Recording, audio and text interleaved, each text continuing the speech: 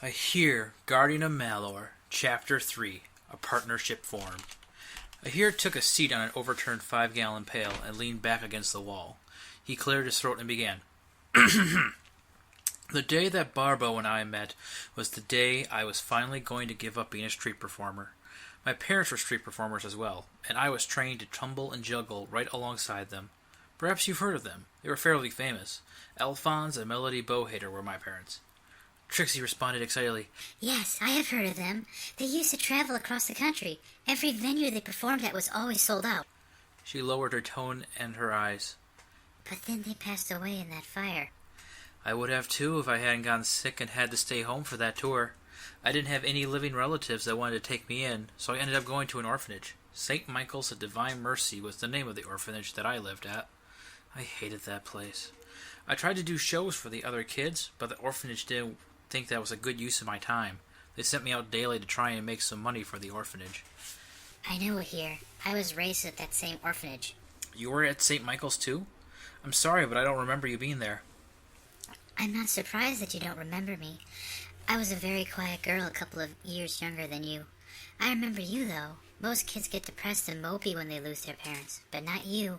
You had a spark and a spirit that refused to be defeated. I remember the day you didn't come back. Why did you run away? I know the orphanage isn't what anyone wants, but at least they fed us and gave us someplace warm to sleep. I left the orphanage because they were just holding me back. I knew that no one wanted to adopt a 15-year-old boy. Parents want cute little kids that they can adopt and raise as their own, not a rebellious teenager. That meant I was just there as a source of income for the orphanage, and I felt I could make better use of the money I was bringing in for myself. So I decided to take to living in the streets. I couldn't bring in enough money doing street performances, so I started picking pockets to get enough to get a warm meal once in a while. After getting caught and reprimanded a few times for picking pockets, I decided to try and earn a living like everyone else. I saved up money for my performances for over a year to be able to afford to buy a set of nice dress clothes, and I started applying at businesses all across town. I finally had a job at Erland Dillard's Deliveries and was doing one last performance before starting my first day when Barbo came barreling into my life. Ahir walked down the sidewalk toward Jeffrey's Park with a spring in his step. One last performance, and then over to my first day of work. After 4 decades of renown, the Bowhaters will finally be saying farewell to the entertainment world. Ahir entered the park, set down his bundle of belongings, and jumped up onto a park bench, sucked in a big breath of air before spelling out, "Come one, come all! This is an opportunity you will not want to miss. The final performance of the nationally loved Bowhaters Traveling Acrobatic Troupe. Come and be amazed as Ahir Bowhater performs feats of balance, dexterity, and danger you could only dream about." A small crowd began to form around the park bench, Ahir counting to himself as he continued to shout. 37. Not my biggest crowd, but it'll have to do. Maybe more will join as I go through my act. "Ladies and gentlemen, for my first act, I will need some help from the audience. Could I please get 8 volunteers?" 2 little kids forced their way to the front of the crowd, and 4 men and 2 women joined them. "Thank you all for volunteering. With your help, we can really make this a great show." Ahir dug into his pockets and pulled out 8 small rubber balls. "Each of you take one of these balls and then go back into the crowd. I will begin to juggle, and then at any time I want you to throw these balls at me." Each of the volunteers took the ball and made their way back into the crowd, except for the 2 little boys. They stayed up front. Ahir pulled out 3 more balls from his pocket and began to juggle them. After a few rounds, one of the men gently tossed a blue ball at Ahir. Ahir's hand darted out, grabbed the ball, and it joined the circuit with the others. "Please, ladies and gentlemen, it's not interesting if you make it too easy for me. I will give $30 to any of the volunteers that can make me drop these balls." The 2 little boys looked at each other and nodded. They pulled their arms back and threw their yellow and green balls at Ahir's knees at the same time. Ahir kicked the yellow ball up into the air, and his hand darted down and scooped up the other, adding both of them into the circuit with the others. The crowd applauded and oohed at Ahir. "That is 3 of the 8. Can any of you cause me to falter?" One of the women threw her orange ball to the right of Ahir, and Ahir's hand darted out once more, adding the ball to the others. The other woman in the crowd threw her red ball right at Ahir's face. Ahir's hand darted out and smacked the ball down the sidewalk. The woman began to celebrate until she saw the ball bounce back up and join the circuit with the others. "That is 5 of the 8. Surely these men can force me to screw up." 2 of the remaining volunteers were standing next to each other in the crowd. They put their heads together and whispered for a while before both nodded. One of the men tossed the purple ball high into the air. Ahir looked up to track the ball's trajectory, and when he did that, the other man threw his indigo-colored ball as hard as he could at Ahir's chest. Ahir snatched the indigo-colored ball and added it to the circuit, and headbutted the purple ball up into the air before grabbing and adding that one to the circuit as well. Ahir smiled at the crowd. "Only one left, folks. Why don't we give the gentleman some encouragement?" The crowd started cheering and shouting out encouragement for the last man. He took his rainbow-colored ball in his hand and tossed it up into the air a few times. He threw the ball at the sidewalk in front of Ahir, causing it to bounce up and land perfectly in Ahir's hand. Ahir continued to juggle the balls for a little while longer, and one by one made the balls disappear back into his pockets. He bowed for the crowd as they applauded and threw change into the sidewalk. Ahir looked around the audience again. "About 55 of them now. I guess I chose a good act to start with. Now for the next one." Ahir jumped up into the air and landed on the backrest of the park bench. "How about I give you a show of balance, ladies and gentlemen?" The crowd clapped lightly, and a few cheers rose up. "Fear not! This is not a display of balance. This is!" Ahir bent over, grabbed the back of the bench, and slowly lifted his legs up into the air until his body was perfectly vertical. The crowd cheered louder, and their cheers increased as Ahir slowly took one hand away, remaining balanced still, but wobbling a bit. Ahir smiled and waved to the crowd, and then something brown and hairy flew through the air and tackled Ahir to the ground. Ahir wrestled with the brown thing, managing to break away from it, threw it away from himself, and discovered it was a monkey that had tackled him. Ahir stood up and brushed himself off. "Has anyone lost their pet monkey? Seems like someone should keep a leash on him." "I am no pet. I am Barbo, advisor to King Dardo of the Evis Averum, and my purpose here is to deliver this to the hero that will save my people." Barbo took a sheathed sword off of his back and that Ahir hadn't noticed before and held it out to him. "A talking monkey? This is just too weird. Seriously, whose monkey is this? He's interrupted my performance. Folks, please, there's plenty of my show left." The crowd dispersed, muttering. Ahir turned back to the monkey. "You just ruined my last show as a performer, you stupid monkey. Now get lost. I guess I made enough to get a hot dog for lunch." Ahir bent down and started scooping up his change. "My deepest apologies. It was not my intention to interrupt your performance, but it is of utmost importance that I acquire your aid in preserving my people. Now please, take the Gladio Protocet and save my people," Barbo said, thrusting the sword he carried out to Ahir once more. Ahir bundled up his blanket and tied it under his backpack.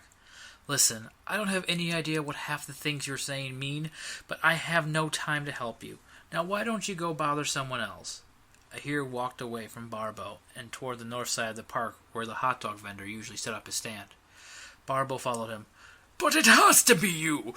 We searched all this world and found that only you have a courageous and selfless heart that can wield this sword." "Listen, I'm not interested. Now leave me alone." Ahir ran away from Barbo. A bald man in a brown suit shook Ahir's hand with a smile on his face. "Welcome aboard, Ahir. We're very glad to have you join our team here at Earl and Diller's Deliveries. Are you ready for your first delivery?" Ahir smiled back. "Oh, I am, Mr. Dillard's. What am I delivering?" "You will be delivering this dining set to Mrs. Durmont. What is our first objective?" Ahir put an extra big smile on his face. "Customer service with a smile." "That's right. Now here is her address. You had better get going." Mr. Dillard's handed Ahir a piece of paper with an address on it. Ahir walked out of the building to where the delivery truck was parked and waiting for him. Ahir started up the truck, backed out of the parking space, and took off on his delivery. "All right, this isn't so bad. I get to drive for a living. This sure beats walking everywhere. And I get to listen to music that isn't being made by other street performers. This is a pretty nice change for my life." Ahir turned on the music. After driving for 5 minutes, something brown crashed into Ahir's windshield, and Ahir slammed on the brakes. The brown thing slid down off of the truck, and Ahir ran out to see what he had hit. The same monkey that had tackled him in the park was rising shakily to his feet. "Hey you, talking monkey! Don't you know that running in front of moving cars is a bad idea?" Barbo pointed away from the street. I beg your pardon, sir, but my trajectory wasn't caused by me. It was the individual over there that caused me to hurtle through the air. What are you saying? I don't understand. Ahir turned to look at what Barbo was pointing at, and his mouth dropped open. A man-sized lizard was standing 10 feet away, its tail swishing back and forth, drool dripping from its fangs. What the heck is going on in this city? First talking monkeys, now giant lizards? Barbo stood up straight. That individual is Marge Souls, a member of my race whose purpose is to come and lay claim to the sword I brought with me. But I will not allow him to do that. He charged at Marge Souls, only to be met with a slash from sharp claws that pounded Barbo into the sidewalk. Ahir reached out his hand toward Barbo and shouted, "No!" A fireball formed in Ahir's hand and shot across the distance between him and Marge Souls, sending Marge Souls flying onto his back 5 feet away. Ahir stared at his hand in disbelief. Barbo shouted, "No! You must not use magic, Ahir! It is evil! The sword is the only thing that can hurt him anyway!" He pointed at a bush that had a sword's hilt sticking out of it. Marge Souls got up onto all fours and glared at Ahir, hissing at him. "I will taste your flesh for that, human!" He charged at Ahir. Ahir ran toward the bush and dove over it, grabbing the sword hilt as he passed over it and pulling the blade out of its sheath. Marge Souls dove at Ahir. Ahir brought the sword up in a clumsy swing, a golden glow forming around the blade, cutting into Marge Souls' side. Marge Souls doubled over in pain, and Ahir swung the sword once more, beheading the creature. Marge Souls began to disintegrate into a dust that was blown away by an unfelt breeze. "Thank you for coming to my aid, Ahir. Now, do you see that blue patch of air over there that looks kind of fuzzy? Thrust your sword into it. That should prevent any more of those creatures from coming through." Ahir thrust the sword blade into the blue patch, and it collapsed down around his blade before it winked out with a blue flash of light. Ahir looked down at the sword in his hands and dropped the blade to the ground. He looked at Barbo with panic in his eyes. "What just happened here?" Barbo smirked at Ahir. "I thought you didn't want to be involved." "I think I'm already involved, and I want to know what I'm involved in. Listen, I have to finish this delivery for work. Get in the truck with me, and you can tell me what just happened." "You just took your first step towards defending the human race is what happened, but I will explain it to you in greater detail while you work." After that, I ended up quitting my job. Having a job where you don't set your own hours and can't drop everything at a moment's notice makes it hard to make sure these monsters don't hurt anyone. Fortunately, Barbo can sense where and when a portal opens up, so we managed to stay on top of it pretty well. It's nice to have someone else know about what we are doing, but you can't tell anyone else about us. In order to prevent a panic, we want to keep this as quiet as possible. Trixie looked questionably at Ahir. What about the other people that have seen you? I can't be the first person to stumble across one of your fights. Barbo swallowed his last mouthful of apple. "You are the first human witness that we were apprehensive about recognizing our persons and informing the authorities of our activities. Such an event would greatly hinder our movements and reduce our efficiency." Barbo turned his attention back to the apple core and began to lick the last of the apple's juices. Ahir and Trixie stared at Barbo blankly for a few moments before Ahir said, "I think he said that you were the first one that we thought knew who we were and could tell others about us, but I'm not entirely sure." Barbo sighed. "Being around those with such insufficient intellect is quite trying.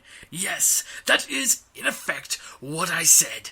Now I trust that you will remain quiet about our battles." Trixie smiled at Ahir and Barbo. I'll remain quiet, that's for sure, because I'm going to help you. I want to be part of this too. Barbo and Ahir looked at each other, smacked their hands in their faces, and sighed.